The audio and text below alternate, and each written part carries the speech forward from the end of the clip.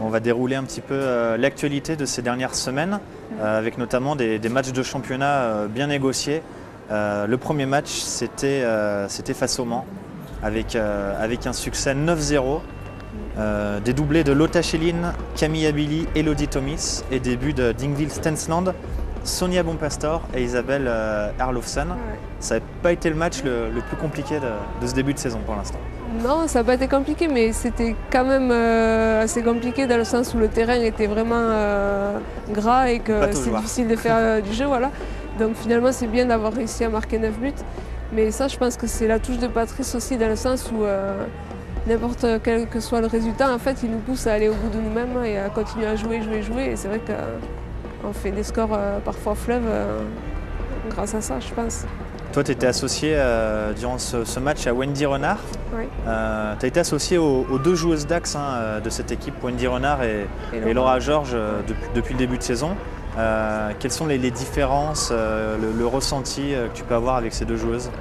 Wendy, je ne connaissais pas du tout. Enfin, je l'avais vue à la Coupe du Monde des 20 ans parce que j'avais regardé un petit peu les matchs et tout, donc je ne connaissais pas trop. Et en fait, j'aime bien jouer à côté d'elle. C'est quelqu'un de... Elle écoute beaucoup, en plus on se parle beaucoup, donc c'est quelqu'un qui est grande, donc au niveau des duels aériens et tout, voilà, ça passe pas de problème. Après Laura, elle c'est quelqu'un de plus physique et tout, qui rentre dedans, donc mais les deux sont différentes, enfin, chacun a ses qualités, comme moi j'ai d'autres qualités que les deux, et voilà, on essaie de faire une association. Ce qui est intéressant, c'est que les paires fonctionnent bien, parce que la charnière centrale la saison dernière, c'était Wendy Renard, Laura Georges. Voilà. Et cette saison, tu as pu jouer avec les deux, relativement bien t'adapter. Oui, voilà. Donc il y a trois possibilités. Oui, voilà. Mais je pense que les trois, on est différentes sur on a chacune nos qualités. Et c'est vrai que ce soit une avec l'autre ou l'autre avec la troisième, on s'associe assez facilement, quoi. Alors pour l'instant, pas de souci en première division, avec 8 victoires en 8 matchs, parcours parfait. Et la dernière en date contre ton ancien club, Montpellier. Ouais. Un succès 1-0 grâce à un but de Lotta Schelin. Ça a été difficile parce que c'était votre 5e match en 15 jours, mais victoire très importante. Ouais, c'est vrai que c'est très important parce que ça nous permet de prendre un peu d'écart par rapport à cette équipe déjà. Et après, voilà, on reste dans la spirale de la victoire, donc c'est important aussi, sachant qu'on ne jouait pas le week-end dernier. Donc pour nous, ça fait partie des grosses équipes du championnat de France comme Juvisy et Lyon. C'est vrai que c'est des matchs, des duels qu'il ne faut pas perdre, quoi. Est-ce que vous aviez les jambes lourdes après cet enchaînement de matchs? Oui, un petit peu, même si Patrice il avait quand même fait tourner. Donc il y a certaines joueuses qui n'ont pas joué tous les matchs. Et c'est pour ça que c'est important aussi d'avoir un grand groupe pour pouvoir être performant, même dans l'enchaînement des matchs. Alors toi, tu as déjà remporté le championnat à 4 reprises. Oui. Avec Toulouse et Montpellier. Non, les 4 avec Toulouse. Ah, les 4 avec Toulouse. Les 4 avec Toulouse. Tant pour moi. Ouais. Est-ce que selon toi le championnat est déjà plié cette saison? Non, je pense pas. Enfin, il reste encore quand même quelques matchs à négocier. Et puis comme on dit, avec la fatigue, des fois, on ne sait jamais ce qui peut se passer.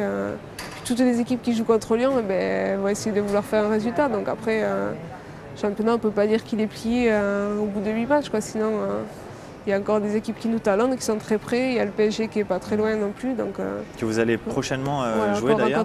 Dans 15 jours. Pour l'instant, vous avez battu 2 de vos adversaires directs, Juvisy là-bas, à Juvisy, et puis Montpellier à domicile. Voilà. Si on bat le PSG, Paris, on fait un grand pas vers l'avant quand même. Voilà. Mais bon, après, on ne sait jamais, il faut jouer tous les matchs et les gagner. Et voilà. L'année dernière, l'équipe de Lyon s'est fait accrocher à Hénin. On ne peut pas savoir quoi, sur un match, donc il vaut mieux rester sérieux. Et puis voilà. Alors si vous écrasez le championnat, ça se passe aussi très bien en Coupe d'Europe, puisque vous êtes qualifié pour les quarts de finale aux dépens des Russes de Rossiyanka. Et on va justement voir ce qui s'est passé en Russie au match aller et au stade de Gerland au match retour, avec ce mag préparé par Paul Touvenin. Je te fais passer le clap.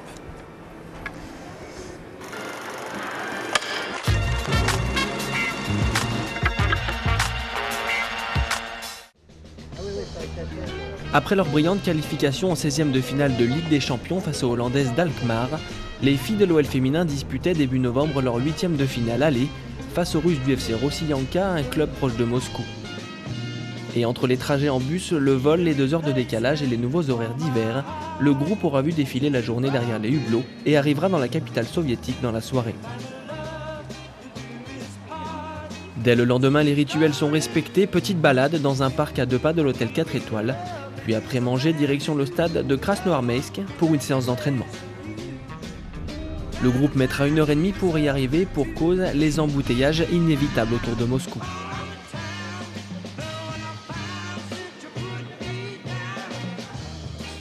Les filles découvrent enfin l'enceinte dans laquelle elles évolueront le lendemain.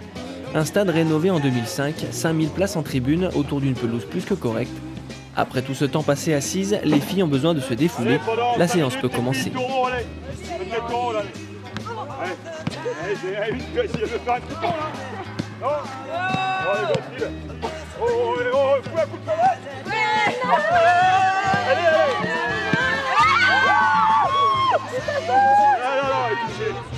Allez, poussez, poussez, poussez, poussez, allez. Un taureau pour commencer, puis un relais plutôt intense, un exercice au sein duquel l'entraîneur Patrice Lair décide de prendre part. Un coach qui semble avoir des petites techniques pour gagner. Mais non, attendez, j'ai juste fait ça. Je suis tombé. Non, franchement, c'est pas Je vais montrer comment on va vite. Corinne Franco, blessée lors du match à Gerland face à Alkmaar et indisponible pour 6 mois, fait tout de même partie du voyage. Et pour elle aussi, une petite séance est organisée en compagnie du kiné. On essaye de réveiller son muscle quadriceps parce que c'est lui qui va tenir et qui va protéger le transplant qui est là à l'intérieur du genou qui remplace son ligament croisé. Vas-y Corinne, c'est parti.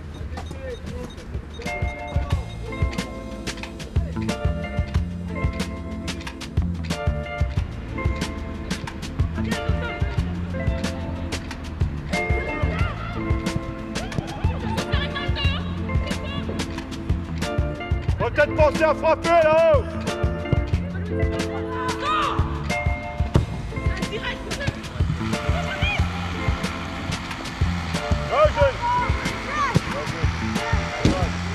Bien joué, Denis.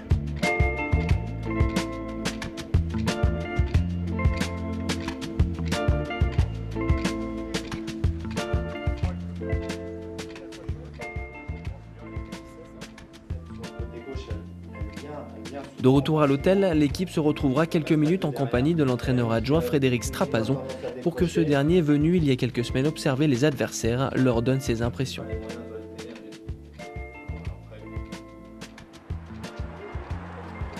Le jour se lève à Moscou et avec un match programmé à 14h, soit midi en France, le programme est précis. Petit déjeuner 7h30, la balade est annulée à cause de la pluie. Direction ensuite la causerie avant le départ, sous l'œil de Jean-Michel Aulas et Bernard Lacombe arrivés la veille. Moi je me lève le matin, il faut gagner. Comme ça, que ce soit en entraînement partout, dans la vie, dans plein de choses. Il faut toujours être le premier, le vouloir. Quelle que soit l'équipe qu'on aligne, il faut être conquérant. Avoir ce mental, cette préparation, dès qu'on arrive sur le terrain, il n'y a que nous qui existons, c'est Lyon. Excusez-moi, les autres équipes, on s'en fout, on en marche dessus. Nous, on s'impose. 11h, à 3h du coup d'envoi, le groupe lyonnais prend la route. Et très vite, le scénario sera malheureusement le même que la veille. Les routes sont saturées, impossible d'emprunter un autre itinéraire. Et ce n'est pas une, mais plus de 2 heures que le bus mettra pour atteindre le stade. Les filles arrivent seulement 50 minutes avant le coup d'envoi, juste le temps de s'échauffer. Allez vite, allez. Oh! Le public est là, ce 8e de finale peut débuter. Et selon les entraîneurs lyonnais, cette équipe russe présente des lacunes en défense. Et les lyonnaises ne tarderont pas à trouver la faille dès la 10e minute sur une passe décisive de la gardienne lyonnaise Sarah Bouhadi. L'inévitable Lotta Schelin ne manque pas le coche, 1-0. Ce but rapide fait forcément du mal dans les esprits russes et l'OL continue d'attaquer. 8 minutes plus tard, Lara Dickenman sert Camilla Billy qui ne se pose pas de questions.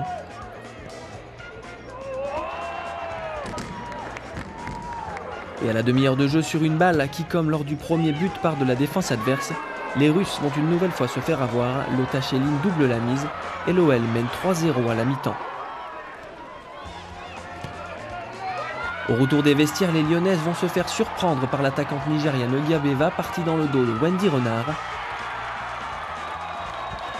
Mais 20 minutes plus tard, les Lyonnaises vont remettre les choses au clair. Lotta Schelin, encore elle, inscrira ses 3e puis 4e buts. Et enfin, c'est Louisa Nessib, rentrée en début de seconde période, qui viendra clore le bal.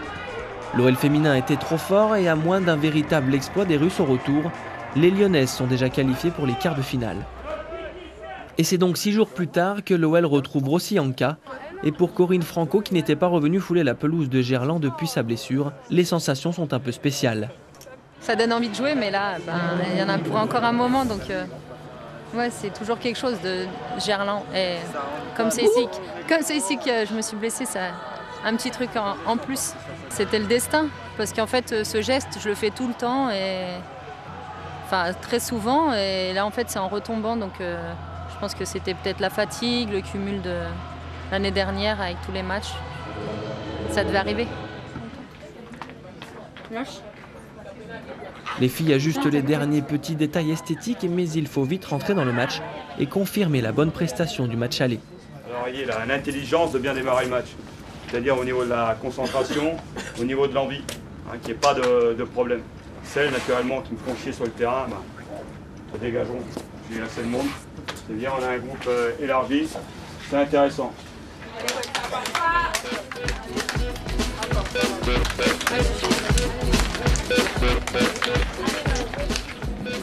Allez, Amandine Henry, bon ballon pour Elodie Thomis qui va accélérer sur le côté droit. Elodie Thomis et... Penalty. Et penalty. C'est généreux ça. Ouais. Penalty sifflé par l'arbitre anglaise.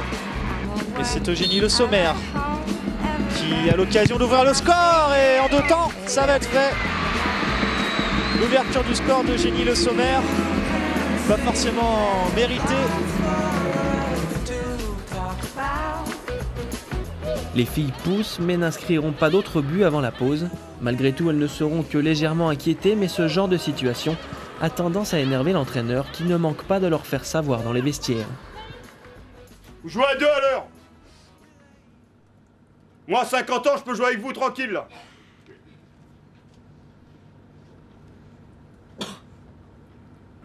Alors, si vous me faites une deuxième mi-temps comme ça, vous rentrez directement au vestiaire. Ne soulevez surtout pas le public à la fin. Hein, n'allez pas faire les belles là. Hein, parce que là, vous n'avez pas intérêt à le faire.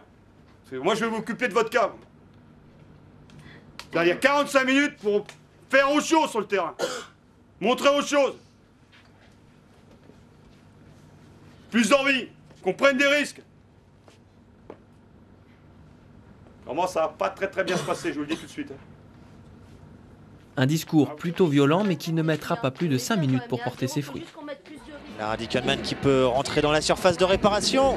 Et le but inscrit contre son camp par la numéro 3, Anna Koznikova.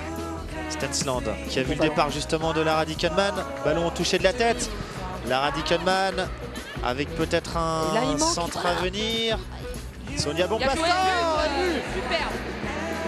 Pour un corner rentrant et le but. Magnifique. Le but de la Radicalman de la tête. Super. Elle a coupé la trajectoire. Tout à l'heure. Pas de hors-jeu pour Sandrine Brettini. Sandrine Brettini, le duel, la frappe. Superbe but. Superbe but de Sandrine Brettini. La reprise de volée du droit sous la barre transversale en pleine lucarne. Brett Bull est de retour. 5-0, les filles de l'OL auront donc inscrit 11 buts lors des 2 matchs, soit un de plus que lors du tour précédent pour un seul encaissé. Malgré leur motivation, les Russes n'auront rien pu faire face aux géants lyonnais. Première mi-temps, on jouait un petit peu sur un faux rythme. On marque sur un penalty. C'est vrai que le reste du temps, même si on a eu la maîtrise technique du ballon, on n'a pas réussi à accélérer le jeu pour les mettre en difficulté.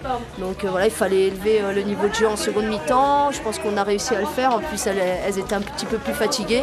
Et c'est bien, ça s'est concrétisé par des buts.